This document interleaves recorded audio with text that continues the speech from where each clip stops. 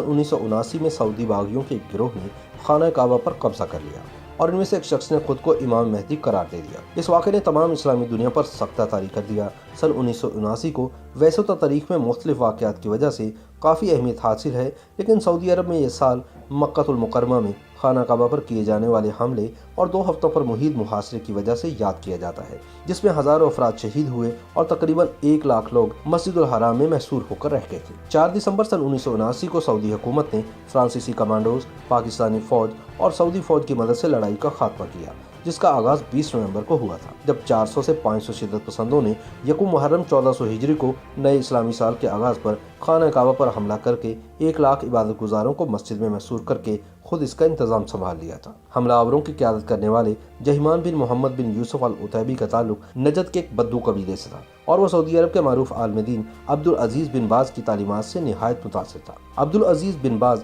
सन 1940 और सन 1950 की दिहाई में सऊदी अरब को जिद्दत पसंदी की राह पर गामजन करने की शाही कोशिशों के खिलाफ थे और इसके बारे में तकारीर और तनकीद करते थे, लेकिन बाद में सऊदी हुकूमत ने बिन बाज को मरकजी मुफ्ती के ओहदे पर फाइज कर दिया, ताहम इनकी तनकीद खत्म न हुई। जहिमान बिन मोहम्मद बिन सैफ अल उतैबी भी इन्हीं तकारीर से मुतासिर हुआ, जिसके बाद इसने अब्दुल अजीज बिन बाज की कायम की हुई सल्फी जमात में शमूलियत इख्तियार कर ली, जिसका मकसद सऊदी अरब में इस्लाम की असल शक्ल बरकरार रखना था और सऊदी अरब में बढ़ती हुई मगरबियत, मखलूत माहौल का क़याम और टेलीविज़न के मनफी असर को ख़त्म करना था। अल उतैबी की शिद्दत पसंदी वक्त के साथ साथ बढ़ती चली गई, जिसके बाद सन 1978 में सऊदी हुकूमत ने इसे इसके कुछ साथियों के साथ हिरासत में ले लिया। रिहाई मिलने के बावजूद अल उतैबी के ख़यालात में तब्दीली नहीं आई और इसने अपने साथियों के साथ मिलकर नई इस्लामी सदी के आगाज़ पर खाना काबा पर हमला करने का मज़मूम मंसूबा बनाया और 20 नवंबर सन 1979 को फजर की नमाज के मौके पर अपने तकरीबन 500 साथियों के साथ खाना काबा में दाखिल होकर दरवाजे बंद कर दिए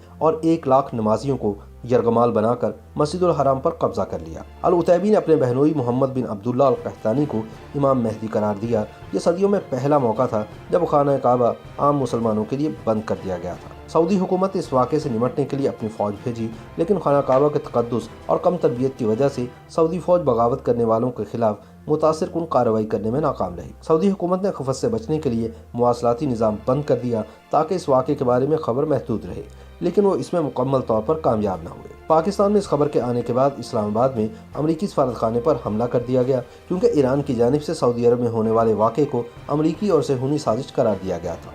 मुसलसल नाकामी के बाद सऊदी हुकूमत ने फ्रांस की हुकूमत और पाकिस्तानी फ़ौज से मदद तलब की। सहाफ़ी यरोस्लाफ ने इस वाक़े पर मबनी अपनी किताब में लिखा है कि फ्रांसीसी कमांडोज ने सऊदी फ़ौज को हंगामी तरबियत दी ताकि वे शिद्दत पसंदों का खात्मा कर सके। क्योंकि मक्का में हरम पाक के पास गैर मुस्लिम अफराद का दाखिला ममनू है, तो सऊदी अहलकार पाकिस्तानी फ़ौजियों की मदद से 4 दिसंबर को ये बगावत बिल आखिर ख़त्म करने में कामयाब हुए। इस वाक़े में मस्जिद की इमारत को खासा नुकसान हुआ, लेकिन खाना काबा महफूज रहा। गैर सरकारी आदाद शुमार के मुताबिक इस वाक़े में 1000 से ज़ायद अफराद जान की बाजी हार गए, जिनमें शिद्दत पसंद, नमाजी और फ़ौजी शामिल थे। जहिमान अल उतैबी समेत 60 से ज़्यादा शिद्दत पसंदों को हिरासत में लिया गया, जिन्हें जनवरी सन 1979 में सजाए मौत सुना दी गई। जहिमान अल उतैबी के बहनोई अल कहतानी, जिसे इमाम मेहदी करार दिया गया था, दौरान ऑपरेशन ही हलाक हो गया।